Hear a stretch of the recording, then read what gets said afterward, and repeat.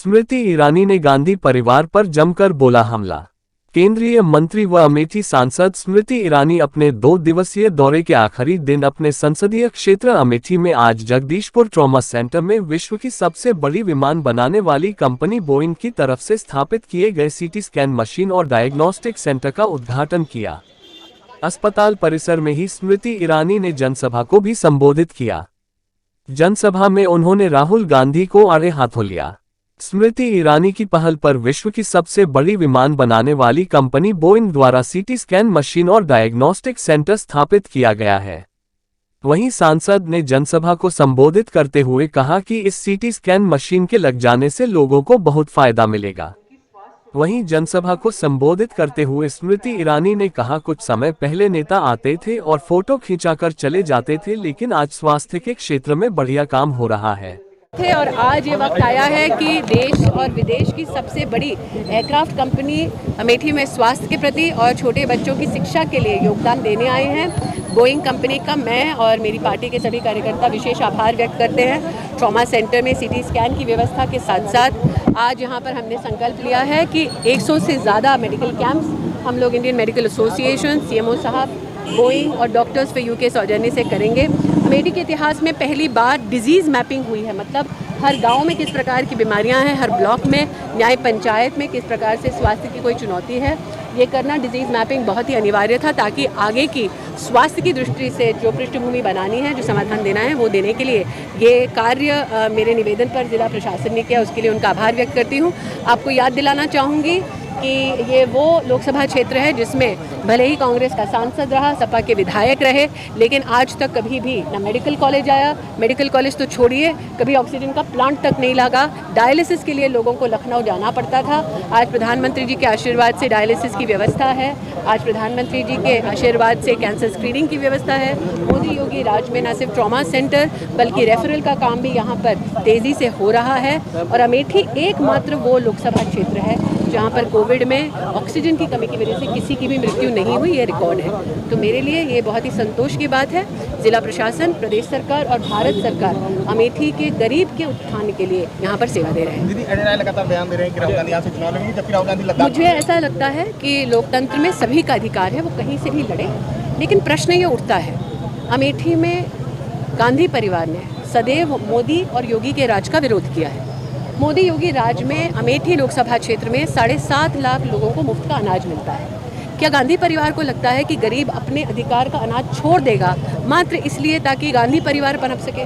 क्या गांधी परिवार को ये लगता है कि अमेठी का 5 लाख किसान अपना सालाना 6,000 रुपया छोड़ देगा मात्र इसलिए ताकि गांधी खानदान का नाम चमक सके? क्या गांधी परिवार को ये लगता है कि अमेठी में 90,000 परिवारों को जीवन में पहली बार घर मिला, घर की चाबी मिली? क्या 90,000 लोग अपना घर त्याग देंगे मात्र इसलिए कि गांधी परिवार का घर बस सके? क्या अमेठी में आज 3 लाख लोगों को जीवन में पहली बार शौचालय मिला? आपको लगता है वो अपना शौचालय इसलिए छोड़ देंगे अमेठी में ताकि गांधी परिवार चमक सके? लोकतंत्र में सबको कहीं से भी चुनाव लड़ने का अधिकार है, लेकिन मैं आज पूछती हूँ, जिन्होंने जब अमेठी छोड़ा तब जाके दक्षिण में अमेठी के नागरिकों के बारे में जिस प्रकार की अभद्र टिप्पणी की कि हमारे लोगों का विवेक मर चुका है, जो लोग वोटर को राक्षस कहते हैं, आपको लगता है अमेठी की सम्मानित जनता ऐसे लोगों को स्वीकार करेगी? तो मैंने जितना अमेठी को 10 वर्षों में एक एक गांव, एक एक गली जाकर समझा है, अमेठी अपने आत्मसम्मान से कभी भी समझौता नहीं करेगी। पिछली बार राहुल गांधी ने 2 जगह से पर्चा भरा था, अभी 2 जगह से लड़ेंगे क्या? मैं इतना ही कहना चाहूँगी, वो अपनी पार्टी के मालिक हैं, मैं अपनी पार्टी की कार्यकर्ता हूँ, लेकिन भागने की इतिहास मेरा नहीं रहा है, उनका। वहीं Praveen Yagyam Bhatt, chief staff Boeing India ने कहा कि अगर किसी को एक्सरे व सीटी स्कैन या अल्ट्रासाउंड कराना हो तो इसका सीधा लाभ यहाँ के लोगों को मिलेगा। लाभ की बात करूँ, कैसे दिया वो तो अब आई गई है चीज़, तो उसके बारे में ज़्यादा बात नहीं करूँगी।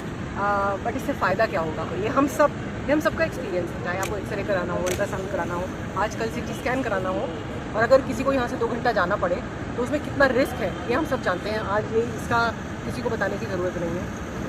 काम हम जैसी कंपनी, हम तो हवाई जहाज़ बनाते हैं, हमको मेडिकल इक्विपमेंट का कोई नॉलेज भी नहीं है, लेकिन जब सीनियर लेवल के लीडर्स जैसे मैडम हुए या उनके जो भी सीनियर वरिष्ठ नेता लोग हों, जब वो कहते हैं कि हमको सुविधा लोगों तक पहुंचानी है, लोग सुविधा तक जाना बंद करें, जब तक सुविधा लोगों के पास नहीं पहुंचेगी तो हमने वो काम नहीं किया जो हमको इंडिया के लिए करना चाहिए। हम उसको एक नज़रिए से देखते हैं, वो उनको एक नज़रिए से देखते हैं, और जो हमारे पार्टनर्स हैं उनको एक नज़रिए से देखते हैं। जैसे अगर आप लाइब्रेरी या एजुकेशन की बात करें, सब बच्चे स्कूल जाते हैं, कौन नहीं चाहता हमारा बच्चा स्कूल जाए, बट कौन ये नहीं चाहता कि हमारे बच्चे को वही क्वालिटी की एजुकेशन मिले, वही क्वालिटी की एक्सेस मिले जो कहीं सिटी में मिलती है। और जब वो यहाँ विलेजेस में आती है, क्योंकि हमने इन लोगों के साथ कम से कम 200 से ऊपर और लाइब्रेरीज अन्य एरियाज में बनाए हैं, उसका असर हमने देखा है। इंडिया में ही नहीं, हमने बांग्लादेश में भी बनाए, उसका असर मैंने खुद जाके देखा है और मुझे पता है कि उसका फ़ायदा क्या होगा।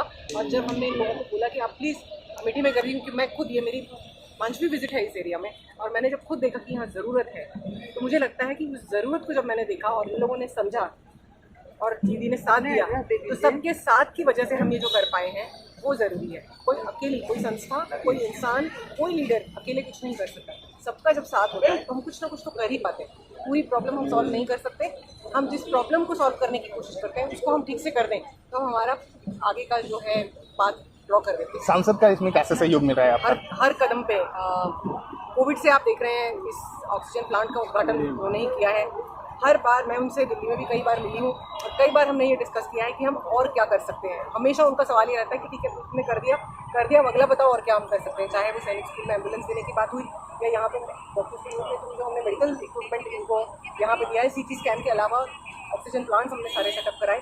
CT स्कैन, अल्ट्रासाउंड के अलावा भी बाकी जो इक्विपमेंट जैसी जैसी लिस्ट आती गई वैसे वैसे डॉक्टर्स की टीम प्रोवाइड करती गई। और मुझे लगता है कि आज अमेठी जैसी जगह में ऐसी सुविधाएं पॉसिबल हैं जो मिल रही हैं। और मुझे अब लग रहा है कि हम एजुकेशन सेक्टर में भी वही करेंगे जो यहाँ की ज़रूरत है, जो बच्चों को ज़रूरत है। और जब बच्चा अपने हाथ में किताब पकड़ेगा उसका भविष्य बदलेगा, ये मेरा अपना विश्वास है। पूर्णिमा इस फील्ड में काम करती है उनकी टीम के साथ, वो तो हर विलेज में ये काम देख चुकी है, तो उनको पता है कि भविष्य जब हम बदलने की बात करते हैं तो उसमें एजुकेशन अनिवार्य है। इसके अलावा हम कुछ नहीं कर सकते। बिना एजुकेशन के, बिना किताबों के हम अपने देश को आगे बढ़ते हुए नहीं देख पाएंगे। तो मेरा विजन ये है कि हर बच्चे के हाथ में किताब हो, हर माँ बाप अपने बच्चों की पढ़ाई में निवेश करें और वो सुविधा हम अपनी तरीके से प्रदान करते रहें। वहीं गीता मुरली CEO रूम टू रीड संस्थान ने कहा कि लाइब्रेरी के माध्यम से बच्चों को आगे बढ़ने का मौका मिलेगा। मैं पहले तो एक बात बोलना चाहती हूँ कि ये लाभ नहीं है, ये मानव अधिकार है। हर उस बच्चे को जो प्रदेश में शिक्षा पाना उसका एक मानवीय अधिकार है। तो हर कदम पे हमें साथ मिला, स्पेशली जब यहाँ पे आके देखा कि शिक्षा की क्या ज़रूरत है, तो उन्होंने कहा कि बच्चों के लिए कुछ करना है। 60 स्कूलों में अभी शुरुआत करेंगे और आगे आने वाले सालों में और भी काम बढ़ाएंगे। इस 5 वर्षों में करीब 20,000 बच्चे जो हैं इस कार्यक्रम से लाभान्वित होंगे। करीब 180 टीचर्स जो हैं उनको ट्रेनिंग प्राप्त होगी और वो काम कर पाएंगे। ये एक अपने आप में एक बहुत बड़ा स्टेप है मुझे लगता है, क्योंकि जब बच्चा शिक्षा पाता है तभी वो आगे अस्पताल भी चला पाता है। तो ये जर्नी फाउंडेशनल जर्नी है जिसको हम अर्ली फाउंडेशनल ईयर्स बोलते हैं। अगर हम नींव स्थापित अच्छी करेंगे तो इसका हमें आगे बढ़ना। बच्चों को किस तरीके की सामग्री दी जाती है जिससे उनको मदद मिलती है शिक्षा में? तो शिक्षा में हम एक बहुत बड़ा महत्वपूर्ण रोल मानते हैं चिल्ड्रन लिटरेचर, बाल साहित्य जिसे कहा जाता है। तो बच्चे की रीडिंग और राइटिंग कैपेबिलिटीज़ जो है उसके ऊपर काम करना बहुत अनिवार्य है, वो भी शुरुआती सालों में। और रूम टू रीड के माध्यम से जो है हम स्कूलों में बच्चों और शिक्षकों के साथ काम करते हैं, अभिभावकों के साथ भी काम करते हैं, क्योंकि जब तक अभिभावक को नहीं पता होगा कि शिक्षा की क्या महत्वता है, पढ़ने की क्या महत्वता है, तब तक प्रदेश आगे नहीं बढ़ पाएगा।